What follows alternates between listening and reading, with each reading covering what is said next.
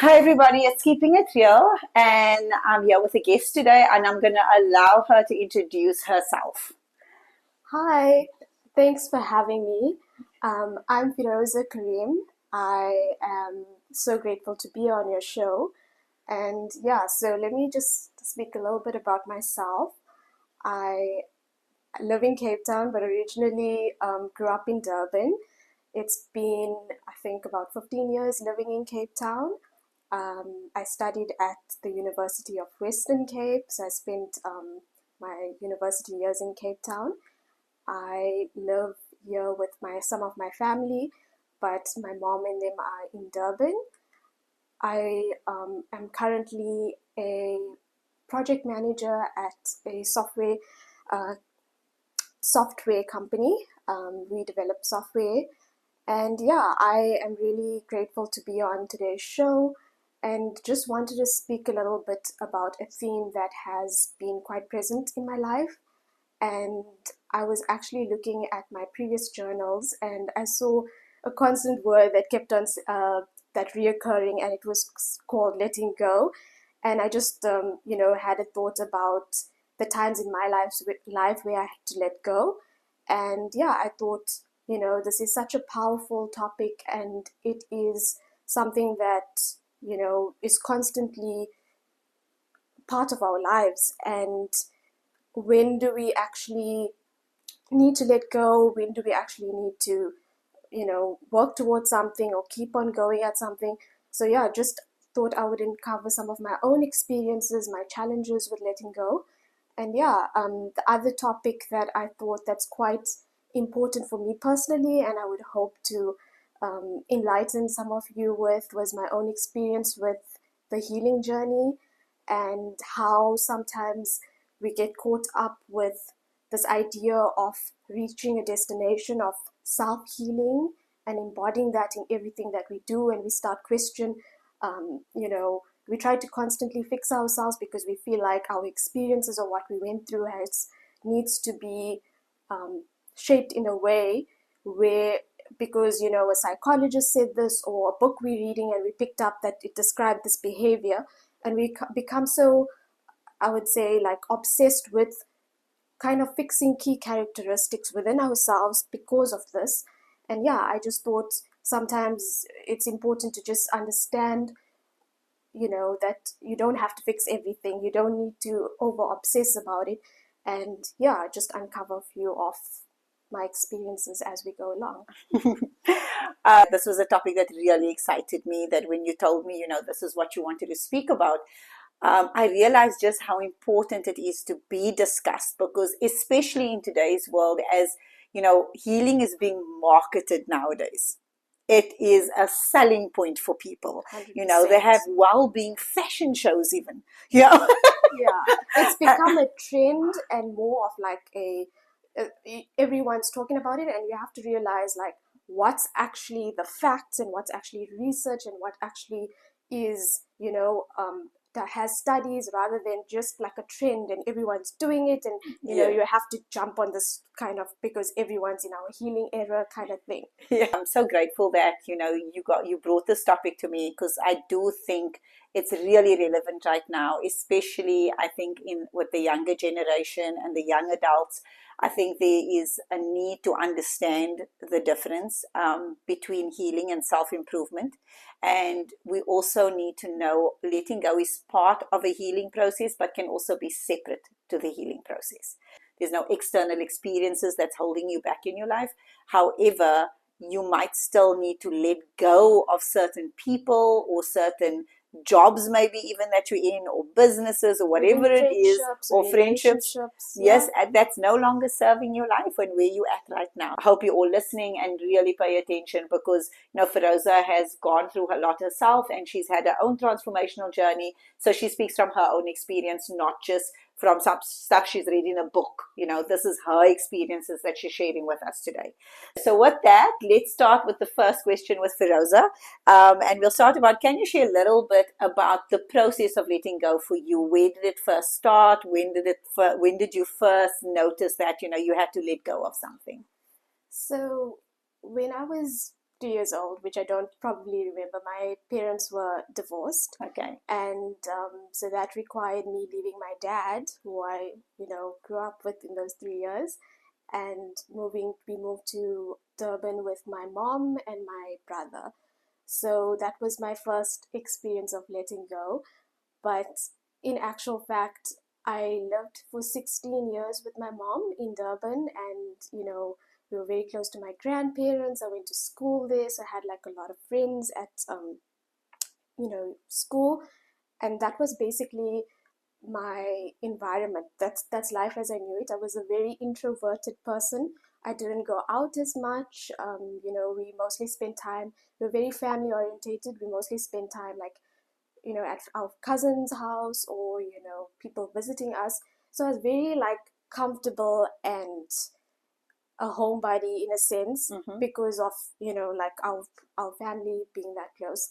And I actually had to leave Durban when I was 16 years old and let go of my mom, who was like, she was my everything. Yeah. And obviously it was not by intention Yeah. to like leave her. I was kind of like forced to leave her. So Yeah.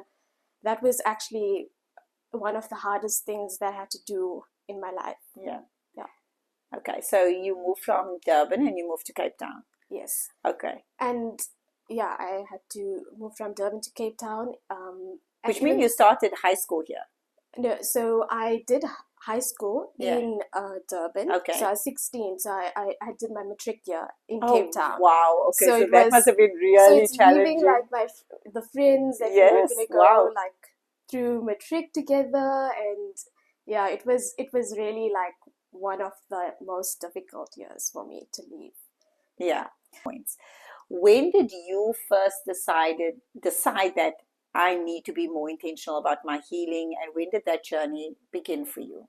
Yeah, so like with a lot of us, we don't actually know that we need to heal from what our trauma, because with an accident or something where you actually hurt yourself, healing Mm. trauma, or physical, or not physical, verbal trauma, Mm. or something that happens to you sometimes doesn't leave scars, Yeah. or leaves things. So you think, okay, time passes and it's gone, but it actually is still stored in your body. It's still stored in your memory. Yeah. So you don't realize it at that point when it happens. You may be too young, or you just don't know. Mm.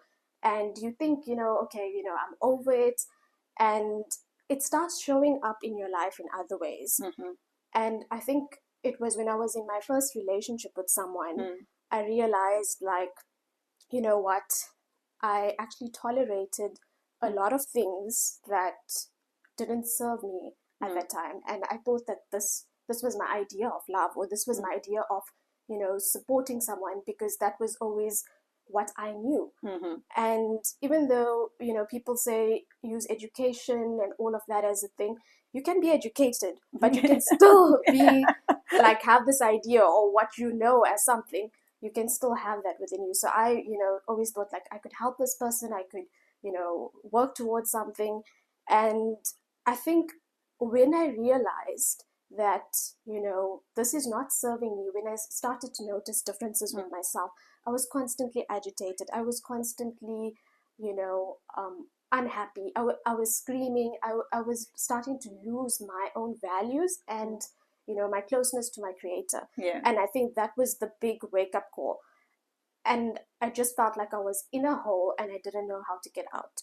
Mm-hmm. So I said, I can't do this anymore. So I think you know, when you're in a relationship with someone who kind of makes you feel guilty for leaving, Yeah. you end up staying, because Yeah. you think you're a bad person. Yeah. And obviously, this was my misconception Mm. of my ideals at that time. But after, like, that was when I realized, like, anything that makes me lose closeness to myself Mm. and to God, Yeah. then that's not for me. And I realized that I needed to let go of this person. That was Mm. step one. So I think that was the start of my healing journey. Yeah. And there was a lot of things within myself that I had to Mm. look in and ask myself, why did I accept this for so long? Why Mm. did I you know Did you start noticing that being a theme in your life? Like, did you start looking around and go, oh gosh, I'm not just doing it in my relationship, I'm doing it with family, I'm doing it with friends, I'm doing it with Yes. everybody, that I'm It's like just you like, start seeing yeah, the veils is removed. You realize yeah. that this is what, because it was your idea of what love and what relationships should look And like. importantly, so you spoke about, the first part, you were obviously too young when your dad had left because you were 3 years old. But then when you had to leave at 16, can you remember the feeling you had as you were packing your bags, getting ready to leave? Can you go back to that moment? What did that feel like for you? Yeah. So yeah, that was very emotional for me. Yeah. I obviously felt sad for, besides the fact that I'm leaving like my mom, I'm leaving my granny who was like my best friend. Mm. Like I also lived with her for a bit. Yeah. I'm leaving my friends. So I felt like my world was falling apart, Yeah. like, my mom was like my everything. So I felt like I was just so sad. I constantly cried. I, Mm. I just was, yeah, I felt like broken. Now, what do you wish you knew then that you know now? I wish I knew that it would actually strengthen my relationship with my mom. It would actually serve me, offer me, like, it's actually something that's ended up being good for me, Mm. in the sense that I am able to be empowered. Mm-hmm. I'm able to be outgoing. I'm Mm. able to actually know who I am. I think Cape Town, I'm going to use Cape Town, but it's Mm. more of a symbolic Mm. place for me, because it allowed me to actually uncover who I am and Mm-hmm. see parts of me that I didn't know existed. It allowed me to dream, because I Mm-hmm. never dreamt when I was Mm. younger. So I think looking back, it was um, divine intervention. Yeah. You've spoken about healing becoming addictive. What does that mean to you? When you look at it, have you seen yourself at certain points in your life where you've sort of caught yourself in being overly concerned with Yeah. healing? So I'm generally an overthinker. So sometimes, I'll think like, okay, is am I being too, is this my abandonment trauma being triggered, like, or some term that Yeah. they use now Yes. in Yeah. psychology. And I'll be like, I wasn't invited to this. Does this friend still Yeah. like me? Or, I'll have all Yeah. these thoughts. And I think, like, the thing is that you actually need to be like, okay, some things you just need to, it's just this person could be busy, you Yeah. don't need to overanalyze, just let certain things be. And Yeah. I think that was the thing for me, was like listening to podcasts, or reading books, and Mm. all of that. And I think you touched a bit on this, like those things can be self-improvement. Yeah. But when we start to analyze everything about ourselves, like, oh, do I have good girl syndrome, and like all these terms that Yeah. that's coming, you're like, okay, is this now my good girl syndrome coming up? Yeah. It's like, it's all these Yeah. terminologies. So I feel like for me, I read a lot of these books, and Mm. sometimes for things that I would, just show grace to people, or just be kind. I didn't need to overanalyze it and think, Yeah. okay, am I, going back to my thing that I Yeah. healed from? It just had to let things be. And I Mm. think that's when you realize that, you can't, sometimes it's important for you just to be human and just give people grace. So if a friend, you can still be close to a friend, but you don't need to be, they don't need to include you in everything. You don't need Yeah. to, if they cross a boundary, they didn't reply to you in 2 days, so what? Like, Yeah. you don't need to be like, oh, this person disrespected my boundaries because Yeah. they took a week to reply. Mm. People don't, like, I'm no more their friend now. So you Look, I don't. must tell you, I got a real issue with people that take 2 days to reply. With all due respect, a simple Yeah, hi, a simple I I'm know gonna my get friend back to you in 2 minutes. Like, just give me a day. I'm really busy, but I'm gonna get back to you. yeah, I think that's really important. I think that's just etiquette. yes, I think that when somebody's a friend and you close to that person, I think it's really important not to take that relationship for granted. I think it's to be definitely, able to immediately respond, even if you're busy, and say, busy, is it an emergency? Can I yes, contact you later? I think that's really important. I do feel when people say to me, oh, they're so busy, and I think you know what, the president is also busy, but he got time to make Yeah. TikToks. And I've spoken, to a lot of young people now on this show, and it seems to be a theme with everybody. And I've said this before as well, and I'm gonna say it again for everybody out there. The thing I think that's happening today more than ever before is labeling. Mm-hmm. Labeling people, labeling emotions, labeling experiences. It's Yeah. just, it's being overdone right now. Yeah. It's really, really important, I think, for the younger generation to live a little, to just live a little, and not label things, not label people. I mean, people take labels like ADD, and they'll just say, "Oh, you're so ADD. Yeah. Oh, you have ADD." Like it's nothing. Yeah, people that actually does have it will probably get very frustrated hearing people just throw these labels around, and people saying, "Oh, this person's narcissistic. This person has got, Yeah. seems bipolar." You Because they're know? using social media or some, like Yeah. trend or something to then start labeling people and giving them which is often not a source of information, a reliable source. Because Yeah. I mean, there is, don't get me wrong, there is like psychologists and really learned people who does Yes. share, but then you also get like random people talking about topics when they're not actually qualified to talk of. Yes. And when I say that, Yeah. I mean giving advice and Yeah. telling you, no, you shouldn't accept how this person treats you because this is called this behavior. Yeah. And then starting to cancel that person out. I'm like, I what? know. Yourself. And I think it's about, like you said, just exactly that. It's knowing yourself. So you know when people actually drain you, when they lift you up, and what, like what value you Yeah. give and what value you receive. Because Yeah. I feel like, in any relationship, it's you pour into people's cup, but they Yes. also pour into your cups is going on. So you're really intentional about who you want to spend your energy Yes. with, who you want to let into your life. And if you know yourself, then that's when you can like be, I actually want this people in my life because they add to my cup and they add value and they are willing to, make an effort. Yeah. Because every relationship, it's kind of like you can't be the one who's constantly making the effort or Yeah. showing up for people, but they don't show up. Do you think that you may have been stuck in a cycle of constant healing at a certain point in your life?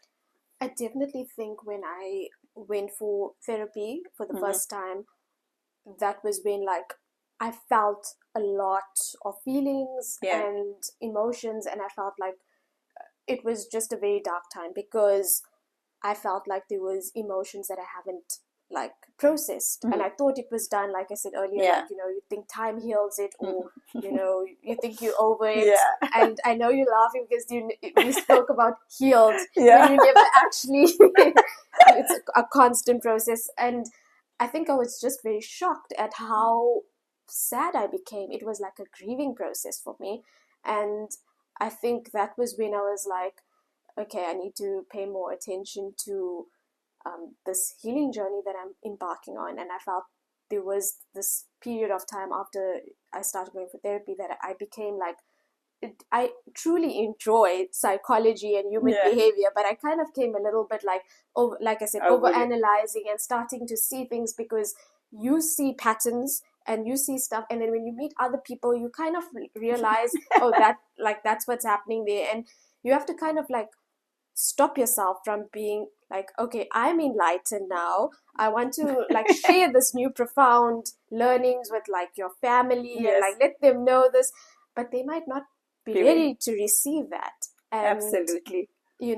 I think that was for me a point in my life where I had to be like, you know what, this is, I can't change someone's view or can't make them be ready to heal or to realize what they're going through, and actually step back and just focus on my own self, my own journey, because that's the only thing I can control, right? I can't Yes. control anyone else. Yeah. So I felt like I had to be intentional about that and kind of just check myself when I'm trying to impart that on anyone else, or if a friend had an issue and stuff, not give any professional. Sometimes we try to give advice in a good way because we have good intentions, we're well intentioned, but it's not our place to give advice. Sometimes they might need professional advice. So it's just actually listening and sharing your own experience and seeing in a way if it could help them. So Yeah. I had to just, really be intentional about that. I think what we need to realize is other people's actually our mirror. And so if you're seeing it in them, it's because it's still in you.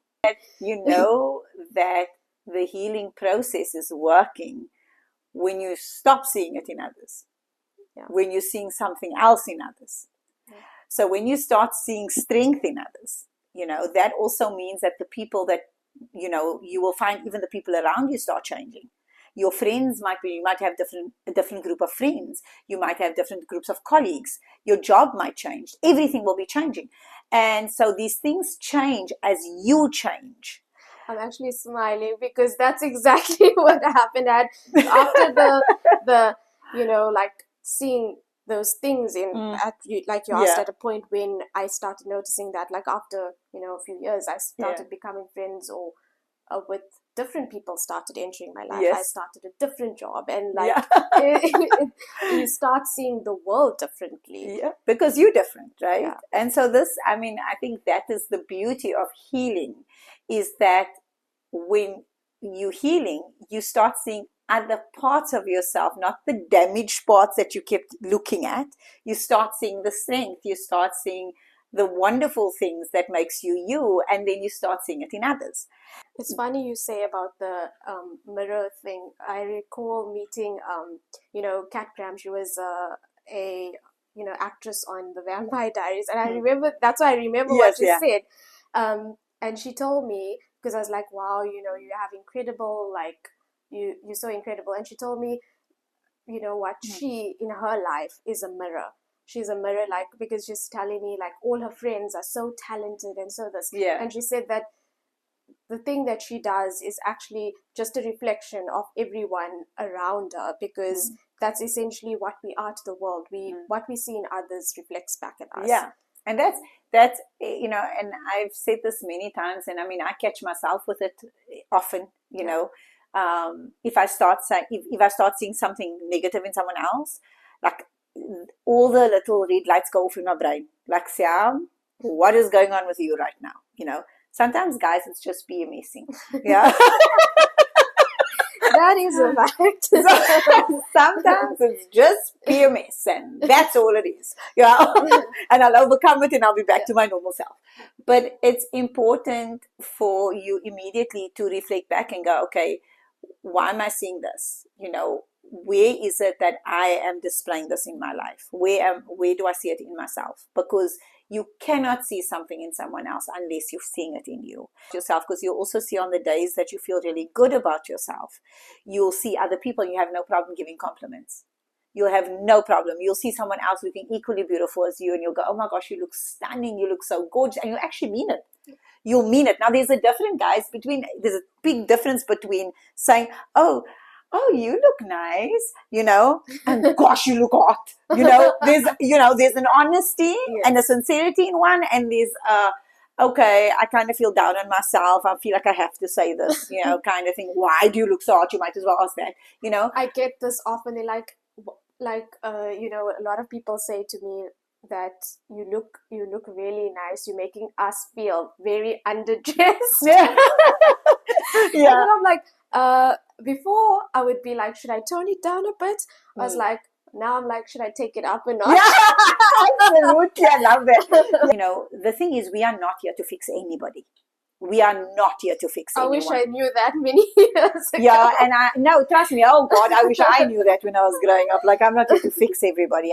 One thing I've realized about myself, and I realize till today, I still do the same thing every now and again. I catch myself doing it, is I overcompensate. And I learned this because I had a dad who was not present. So what I did was I used to always try to get his attention, buy that cute Father's Day gift, make that pretty card when I was younger, put it next to his bed, wait for him to open it, and he'd say nothing. Yeah. I would do all these amazing things trying to get that attention from him.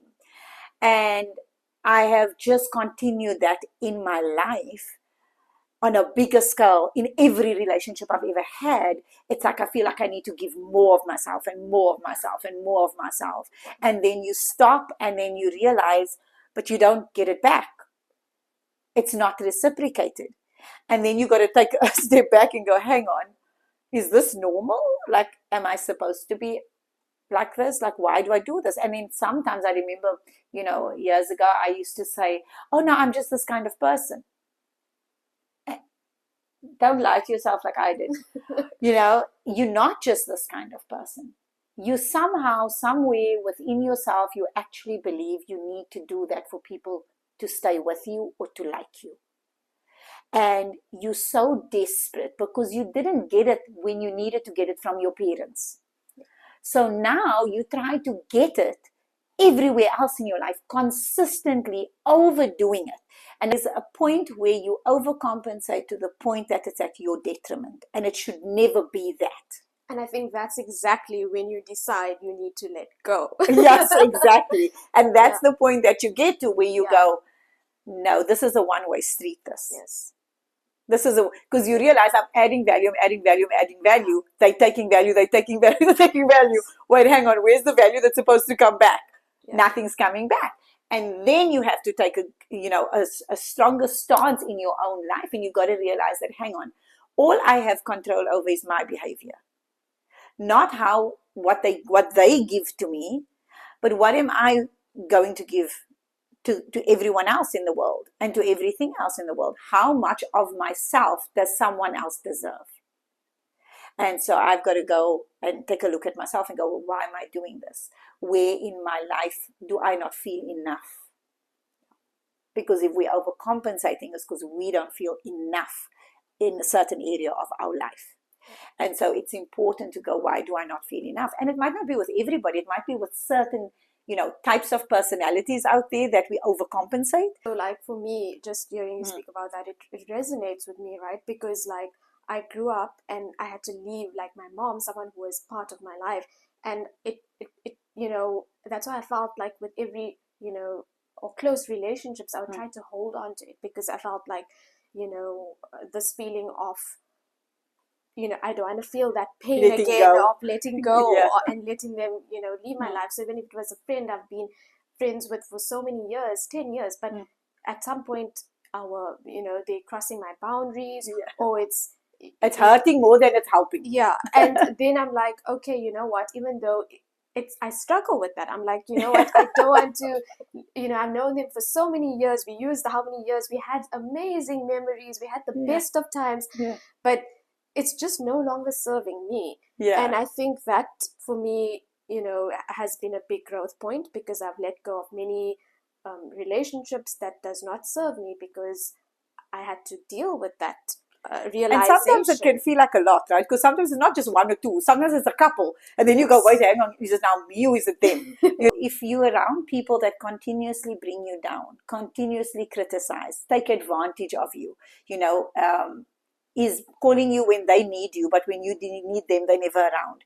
Yeah. When it's people that are, guiding you in a way that you don't like it, you don't like the kind of conversations, you might be a part of gossiping, that's not who you want to be anymore. Yeah. I don't want to be that person anymore, so I don't want to be around that. You've got to be, you start knowing these things. And the thing is, the worst thing, and I think people don't understand this, when you stay in areas that nobody else might feel it, but when you get home and you feel like, oh, I feel like crap right now. You know exactly why. Yeah.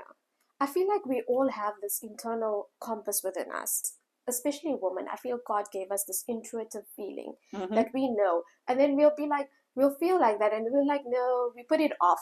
But that is a prompt saying that this person is actually draining And energy. You know what, have you noticed that when you don't take notice of it, it's you.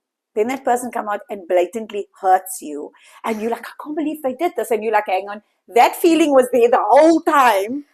You chose to ignore it. You chose to ignore it. Now Allah says, you're asking me to protect you. This is my way of protecting you now.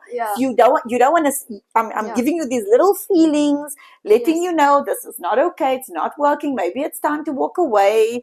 Walk away while it's good. Don't walk away when it gets to the worst point because that's terrible. It's going to hurt you even more. Yeah. But what we do is we stay in it. Again, if we just ended it when our intuition was going, okay, beep, beep, Yeah. beep, beep, beep, time to leave. Yes. You know, if we just did it then, maybe we didn't need to go through that. We don't want to let go. We feel like, okay, you know what, maybe I'll give them a chance. Oh, and I know a lot of people use the years. They like, Yeah. I've known them all my life, because whenever I speak to someone, they'll be like, no, I know them all my life. And yeah, I get that, because I was also like that. Yeah. And it's funny that you said that, because that's literally what happened to me. When someone, like a friend who actually, I've been friends for many years, and we had like one incident, like, you know, an argument. And that's when I was like, I was hurt by that, because Yeah. they were like, you know, they were so rude and disrespectful, and I was so shocked. And then I started looking at all of our interactions, and I realized, you know what, I should have listened to my intuition. I was always the understanding one. I was always letting, you know, making And then, excuses and in my that's the point mind. where you go and you say, why, right? Yeah, Why did I make excuses for Yeah. someone else? Where in my life have I learned to do that? You know, what was it? Maybe it was protecting you from something before when you made those excuses, but now you're older and you don't need to do that anymore, because it's not, you don't Definitely. need that kind of protection. You can protect yourself now. So you don't need to Definitely. hide behind excuses or anything else. And so, and I think that it's important to reflect back and to go, you know, why am I doing this? Why do I constantly go into the cycles? Because I feel it's a cycle. And I feel it's a cycle that we continually break. It's just as we going through the whole healing process, you know, you break that cycle earlier and earlier and earlier. That all of these things, all that happens is we start recognizing the cycles faster, we break it quicker, and we can get back on our feet faster. Definitely. That's really what happens. There's no healing point. There's no point that someone can go and say, oh, I don't do that anymore. This world will show you, you won't do it again. You know, we're a creature of habits. Yes, and I think a lot of people, especially when it comes to relationships, especially, you know, love relationships or long friendships or whatever, I think people have this habit of going back to the familiar. When things are going wrong, we tend to go back to the familiar. Even if that familiar is not good for us, we'll go back to it. You know, but I think that what happens is people become afraid of not being part of a tribe, and that's human nature. They like, you like to be a part of something. Definitely. But I think sometimes we do it to a point where we in a tribe that we don't actually belong in. 100%. Yeah, you don't have anything in common with them, or they don't uplift you or feel, you know. Yes. So it's just for the sake of being around people. So you can still be in a tribe and be lonely. Yeah, I mean, I've left friendships where I still love my friend. Yeah. But I know this doesn't serve me. Yeah. I have to know what I need in my life. As much as you know what foods you need to eat to be healthy, you need to know the kind of personalities, the kind of people that you need to be around when you're trying to grow, when you're trying to change, when you're trying to better your life. You need to know yourself well enough to know this is what I need right now. I love that you said that you love this friend, because we do love these people, right? Yes. But two things can exist. Two Yeah. things can be true. You can love them, but they don't, you know, they're not filling your cup. They don't serve you. What do you think drives the addiction? Fear, perfectionism, or is it something else?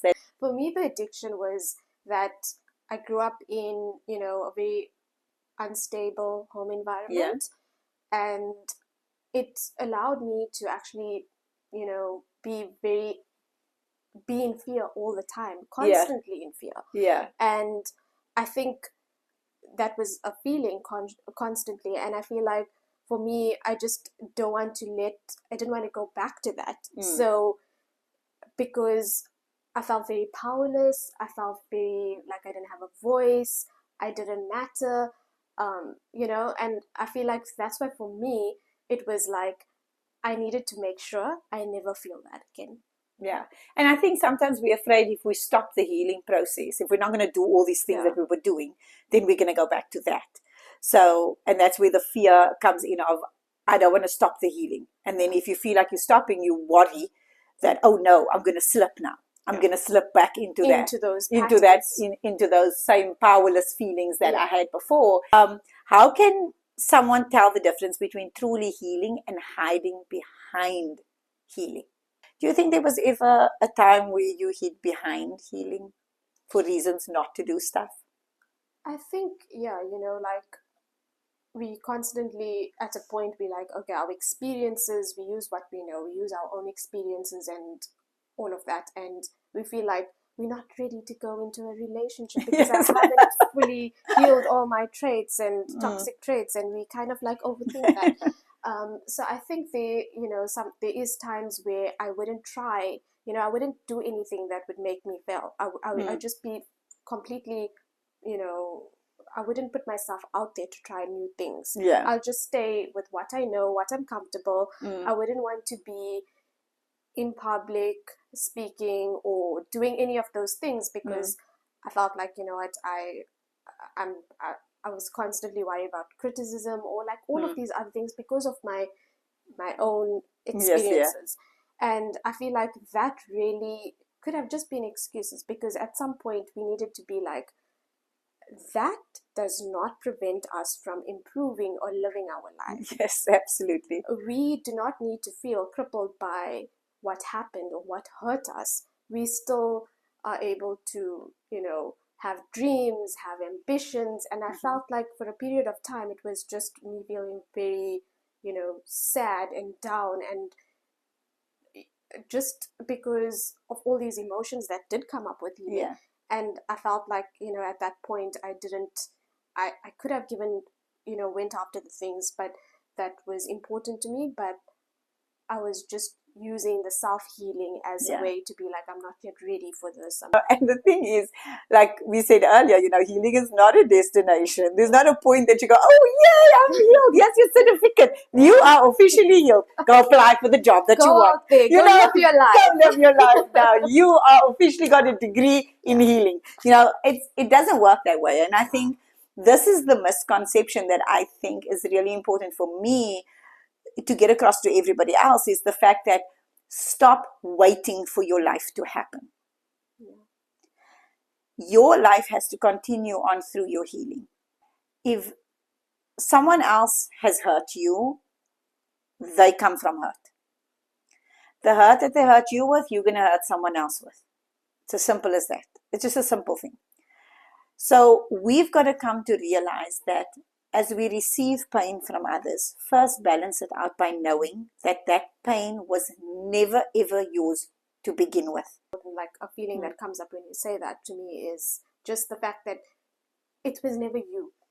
It was never you. You were always enough. Yeah. And when someone does something to hurt you, it's not because of you. It's because of them and what they're going through. And I feel like if we only knew this, I wish I knew this way back then. Yeah.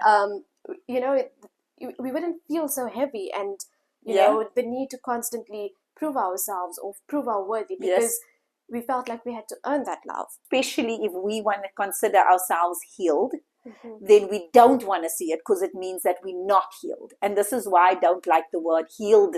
Yes. Because then we have an expectation of perfection from ourselves, and we think we are not supposed to have this feeling anymore. Then we want to go, oh no, it's the therapist, it's the psychologist, they didn't do their job right. It's not like that. These things happening because we're human beings. We're busy having human experiences every single day of our lives. And if we consider ourselves healed, then we become so smug about it. Like we somehow achieve some greatness that nobody else has had.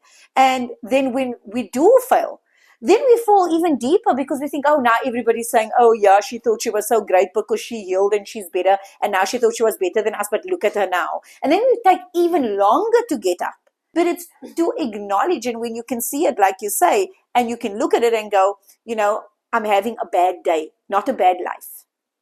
And these people understanding, as much as healing is about letting go is also about not getting addicted to the healing.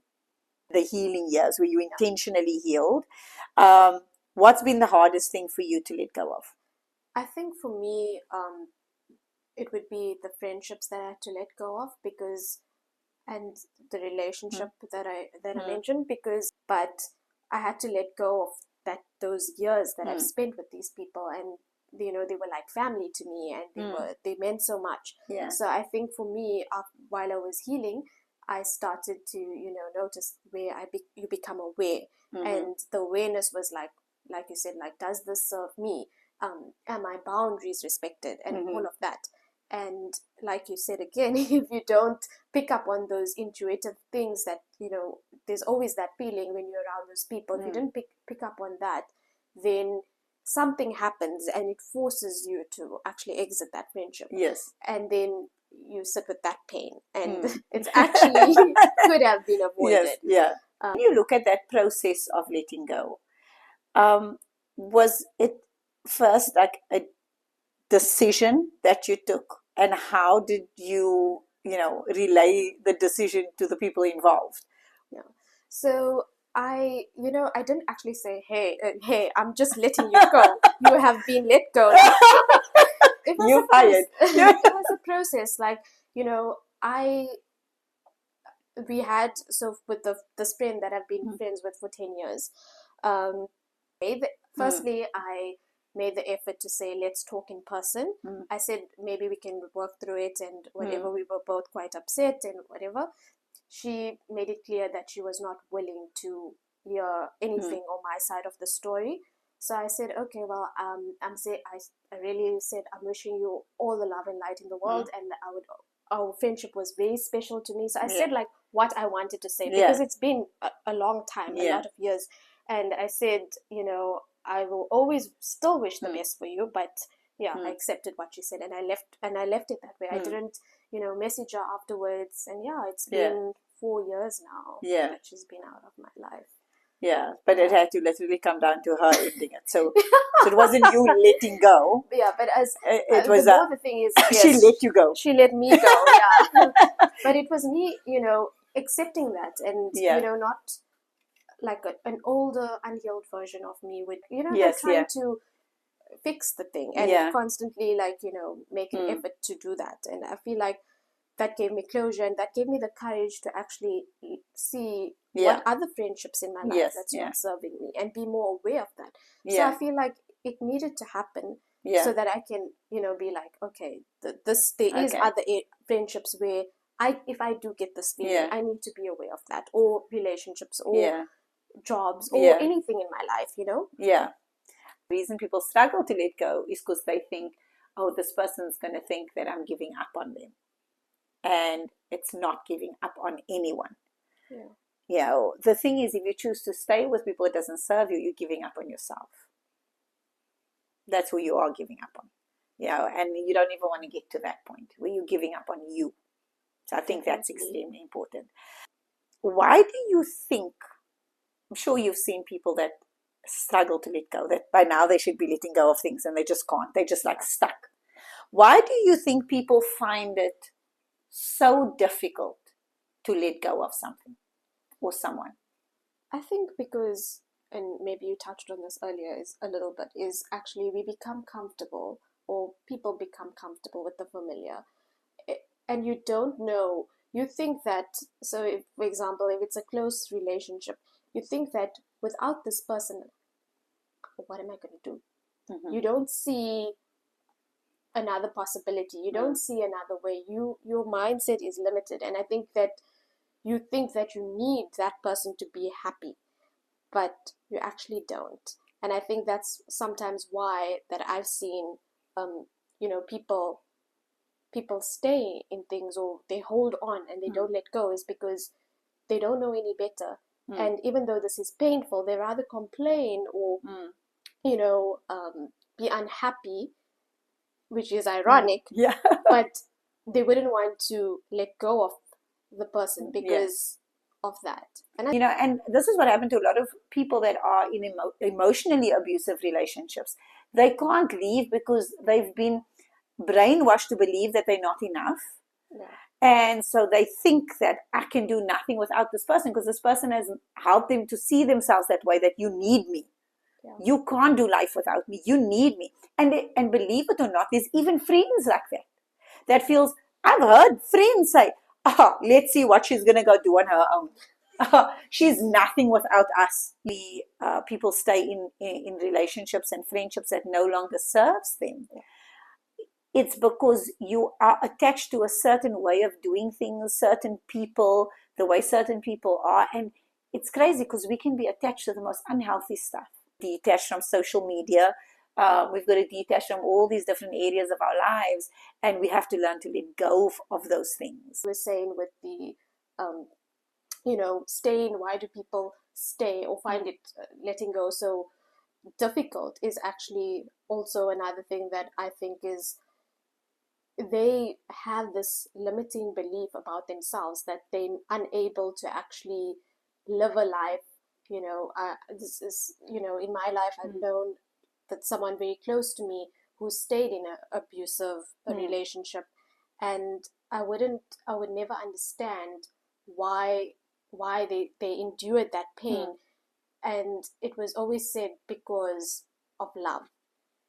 And and even though it didn't serve them, or even though they were in physical pain, they would still stay. So I think it's also that idea of love, and like we mentioned earlier as well, that people, the attachment, and also hoping that this person will change. So they think that letting go is completely like giving up on this person as well. Yeah. I think, today with social media, I think things become so public, and I think people are afraid of the publicity, because now publicity is not only for the famous, it's for anyone. Like, and people literally will, make reels of your pain. Matter of, if you break up with someone today, you're already feeling that pain. And then tomorrow it must be splattered everywhere. These people taking sides, friends taking sides, people posting stuff, making up their own stuff of what happened. Even with marriages break up, and then when my first marriage break up, yes, people spoke in their houses about me and made up their own stuff. Now it's not like that. People talk about it online, like openly, but other people's marriages that broke up, and it's like that pain becomes, just magnified.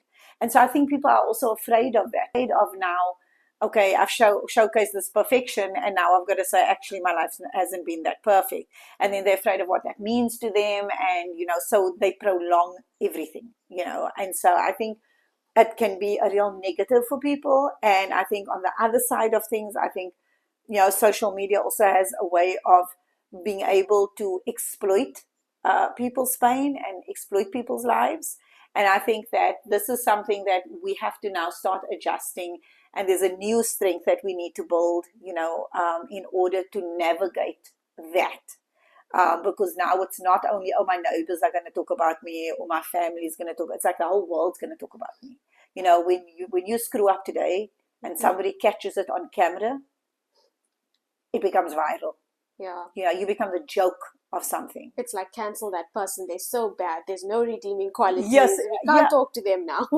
And so people start judging you on a moment of your life rather than on who you are. Exactly. And so I think people become very fearful over that, and I think it's another reason why people just don't let go.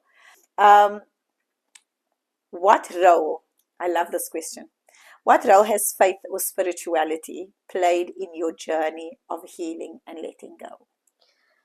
So this is a big one for me, because throughout my life, the one thing that was constant and has always been constant is Allah, God. And I think, I've always been someone who always seek peace and connection with my relationship with Allah through, prayer or remembrance of Allah. And I think that has been the biggest, turning point for me. Like I said, when I started this whole journey, was that what led me to the self-healing journey was I realized that my relationship with the most important person to me ever, not person, the most important thing, and is my relationship with God, and it's changing me. And that's, I was like, I will let everything go for that, because that's so important. In our religion, we are empowered, and that there's so many, if something does not serve you, you are allowed to let it go. You are allowed to release things that are not meant for you, even if it's close to you. And I think that once we completely understand what patience is, it's not just to sit through pain and sit through struggle. that for me personally was enable me to start my journey or to actually like move forward in my life. And yeah, so I definitely think that my relationship with my creator got stronger again, and that gave me strength, and a strength that cannot be defined. And yeah, I think that's definitely played a very important part in my life. And I loved what you said earlier, and I wanted you to expand on that. Actually, you said that patience is an action. How do you see that? We sometimes think, oh, I'm making dua, or I'm praying to God, nothing's happening, and I'll just be patient and do nothing. And that's why I feel like you can pray, you can still believe in God and believe that He's going to help you and be patient, but you also need to do some action. You need to do something in your life that will enable you, so you make an effort. The word sabr, right, which means patience. And they'll say, oh, just sabr, in time that person will come, right, just sabr. And it's not. You can't just sit around having patience. You have to take care of yourself. You have to protect yourself. That person might change, yes, in the future, but not at your expense in the present moment. You can't let that happen. It's a very important point you make when you say patience must also be action, not just sitting around doing nothing, hoping things will change. Things don't just change. You actually also have to put in an effort to make things change. In this season of your life that you're in right now, how are you learning to just be? And I think I'm in a season in my life where I feel like if I need a rest, I'm prioritizing myself and giving myself the opportunity to just take moments to see where I'm at and realize the energy I'm feeling, and just being like putting that first and making that decision. People out there need to realize that being is more important than doing. Be first, do later. Don't go the opposite way where you say, I'm going to do until I need to be. Be more and then do. Because when we're constantly doing, even being takes energy. Because you become so used to the hustle and the doing things that slowing down is a longer process. We sometimes need a total time out from the world, because sometimes we can get caught up in everything that we're doing and then we forget to be. So, and that also can sometimes take us away from that connection that we have with our maker, because we're connecting so much to people and we're disconnected from him. And so I think that it's really important that, that the being happens. And I think that is the point of prayer, right? It allows us to be a little bit more than what we do. What do you think could help them to just live a little bit more stress-free and not feel so stressed?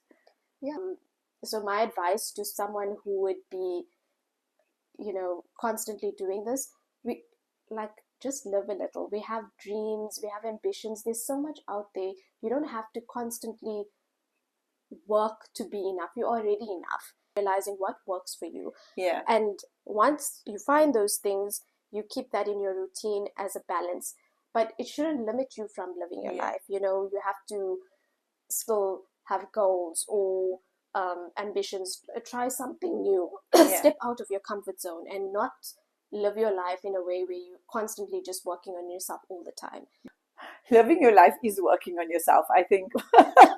For me, it's one and the same thing. It's not a separated thing. I think that, how you living your life has a lot to do with your healing as well. Feel guilty about the old versions of themselves, because sometimes we like, oh, people are going to think that we think we're better than them now. So, we don't want to let go of that. What advice would you give people who's in that space where they're feeling guilty about letting go? Something that I found very challenging was, when I used to visit back home and people knew a version of Firoza that I grew up there, with very introverted, not very outgoing. They had that view of me. And when journey and all of that, I, changed. I was no longer that version of myself. And when I'd go back, I would get comments like, oh, she's now working in corporate, she thinks she's better, Yeah. um, and or she's living in Cape Town, she's always out and about, she's Yeah. living her best life, and but not in a In in a nice ways. in a Yeah. nice way. Oh, you're losing weight. What's your what like? Tell me your diet. Yeah. Like Yeah. so, or Yeah. like all of these, like I would get But all it's, this. yeah, it's not said in a positive Yeah, like way. in a way that comes with love and like, Yeah. oh my word, you're blooming. Yeah. You could feel like the negativity, and or if you speak up for yourself or you Mm. defend yourself, she's being rude, or Yeah. uh, she thinks she's better now. But it was just actually, letting go of that version of myself who didn't know better then. Mm. So they couldn't identify, or they couldn't, I couldn't relate to a lot of people, and some of these people were very like family Mm. members. I I I constantly didn't feel like we could talk about anything, Yeah. or I could resonate with them, and I'd feel very like You, bad or yeah. guilty about that. Very difficult when I would visit, because I'd feel that pain, like this was my family, and I feel Mm. like I that version of Mm. Firoza no longer exists, and I did feel guilty, Mm. for that.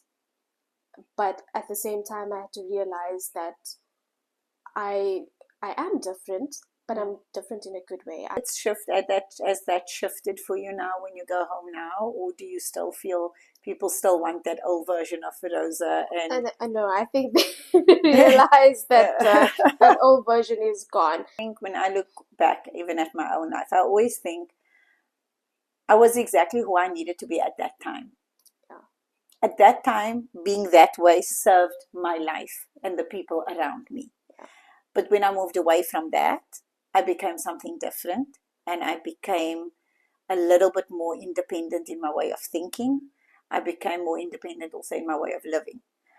I would find like you, when I went back home, I sometimes used to shrink myself to fit back in, and I don't mean shrink myself as in, I was up here and then I went Mm. more. I mean that I would dim my own light so that others could feel that I was the same as them, because I didn't want to be different. I wanted to blend into the family.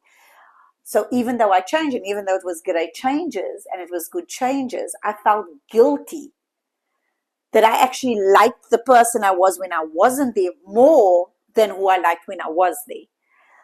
And it took me a long time to get to the point where I felt comfortable enough to show up as the version of me that I actually love.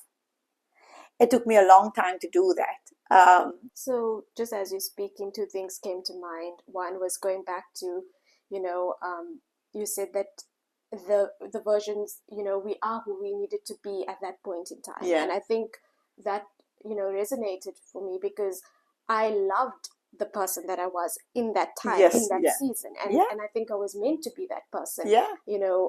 Loving, had that close relationship with my granny, all of those things, the person that I was. And now in this season of my life, I am meant to be who I am now. Yes. And then the second thing that I wanted to mention was, you know, actually speaking to my family, that telling them that I'm going for therapy. I think at first, I was probably judged or, or Exactly. laughed at, Oh, but I've shame always you. been very open about it, because Yeah. I felt like it was, it had such impact for me. And I always shared that, some people, if they felt the need, that, Yeah. maybe they could go as well. Yeah. And I think that they had, from when I think back to initially when I told them all of that, and now some of them actually also decided to go. So Yeah. sometimes our decisions inadvertently, maybe not in that moment, maybe Yeah. not in that same year, can, truly Yeah. have a change in other people's lives when they are ready. And I think the more people speak out about these kind of things, the easier it is for people to be able to talk about it openly and not feel like they're going to be judged for it. And I think specifically for me, I've had traumatic experiences in my life. So I feel like therapy for people who have had that, and they do have the ability to afford like Mm. therapy and stuff, Mm. they should definitely do it, because Yeah. that's definitely has been revolutionary. So I Yeah. think that, trauma is Mm. something that sits within you, and we feel like Yeah. we move past it, or Yeah. time move. Mm. They say Yeah. time heals all Yeah. wounds and all of that, but you will be doing yourself the biggest favor, the Mm. biggest investment in yourself Yeah. is going for therapy. Yeah.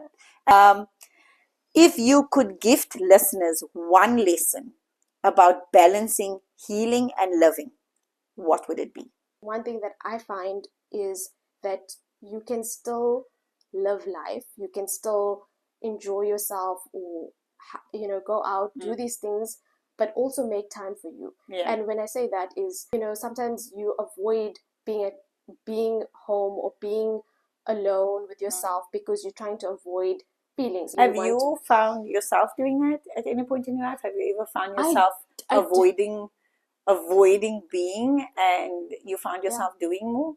I felt like I could not be a weekend doing nothing. I had to like do something, whether it Mm. was, um, I think, going, and it didn't have to be like fun or that kind of thing, but I just couldn't like just sit and do nothing. Mm. But when you're constantly like on the go, you can't do nothing. Mm. There's something that's really you're trying to avoid. Yeah. That's what I Yeah. felt in my personal experience. And realizing, okay, there's a few things that I've actually been avoiding, and or feelings or things that I've been putting off and been keeping myself busy, so I don't have to actually sit and deal with that. Yeah. So I think when you're at that point, it's kind of an intuitive feeling or a nudge to Yeah. be like, you need to slow down. You actually need to just check in with yourself and see what you're trying to avoid in your life. Yeah, absolutely correct in avoiding things. I think a lot of people do things to avoid other things, and so just seeing your progress, and how far you've come from, when I met you so many years ago, and then the person that you are today, and all the things that was on your list you've achieved, like literally everything you wanted for yourself. I didn't even realize that. No, I promise, I'll show it to you just now. But everything that you said you wanted to do, you've actually done. You wanted to do solo travel, you solo traveled. You wanted to travel in a group, you've traveled in a group. You've wanted to get your license, you got your license. You literally, you want to change jobs, you change your jobs. You wanted to get out of that relationship, you got out of the relationship. You wanted, you wanted your parents and your family to accept you as you are. And you learn to become more authentic and to show up as you are. So all the things that you actually intended for yourself, you've actually managed to achieve, which is huge, because it hasn't been that long since I met you. I think it must be what, 4 or 5 years ago, maybe. 2021. It actually popped Yeah. up on my So thing 4 years. in August. Yeah. 4 years. So you look at it, and it's amazing to me that within 4 years, you transformed your life from this quiet person I met that seems so uncertain, was so shy, was literally hiding in the shadows of everyone else. Now being this lightful person that's out in the spotlight and just doing life your way, enjoying it, being able to sit here and share your wisdom through your learnings throughout your life, and which is why I can honestly say that you're sitting here, and I mean, knowing how far you've come, not just looking and going, oh, this is someone I'm just interviewing, but someone that I have literally seen progress so much and have achieved so much in your life, that you can truly sit here and give advice and share pearls of wisdom with people, because you've actually been working through the system. And I know that you're still continuously working on yourself and improving yourself in different areas of your life that needs improving. But I think that, you got to be able to also, just realize that you've just accomplished so much in a matter of 4 years. You have accomplished a phenomenal amount of things in your life. You are such a far cry from the person that I've met. Like, really and truly, you have, I think you have such a beautiful transformation, and you can truly be so proud of yourself because you've done it with so much of respect and so much of dignity and humility and vulnerability. And I think these are all qualities you always had, and I think you still have them. And I think you've just learned that all of those qualities is not about other people and impressing other people, but making sure that you're doing it for you first. And I think that's the difference in you now. The light that you're shining is your own, and it's coming from the inside out, and it's beautiful to see. I'm so super proud of you. I'm so proud of the person that you've become. And I'm really, really grateful that you are here today and that you're able to share that part of your journey.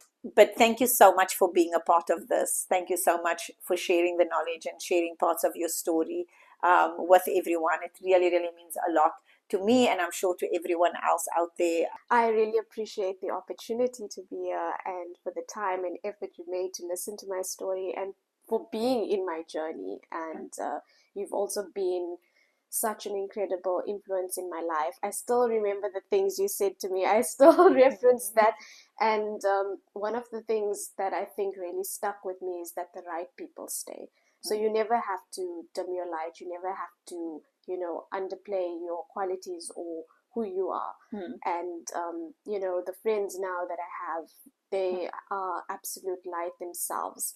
And one of them being Tashrika, I'm sorry, I tried not to mention her, but she's just an absolute light. Yeah. And I'm so grateful to have people like her in my life. That's just incredible human beings who gives, don't only take, but also give back. And I'm just so grateful for having incredible people and the opportunity that you've given me today. Light attracts light, my friend. Light attracts light. Thank you so much. Let me give you a hug. Thank you so, so much for being here. And that's a wrap, guys.